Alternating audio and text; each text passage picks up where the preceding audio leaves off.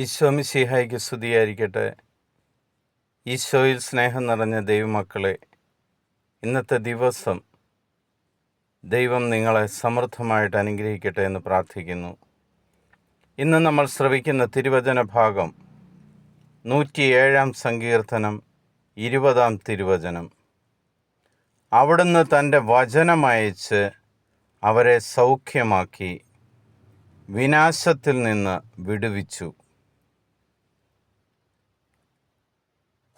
ദൈവവചനത്തിൻ്റെ ശക്തി എന്താണെന്ന് ദൈവം വളരെ വ്യക്തമായിട്ട് പറയുകയാണ്.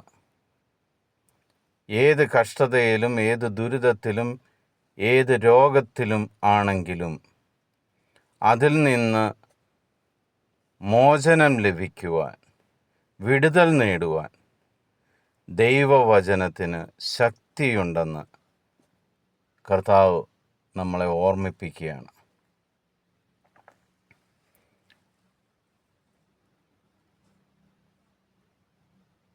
ലോകം നിങ്ങളെ പരിഹസിക്കുമ്പോഴും, ലോകത്തിൽ നിങ്ങൾക്ക് സഹനങ്ങളുണ്ടാകുമ്പോഴും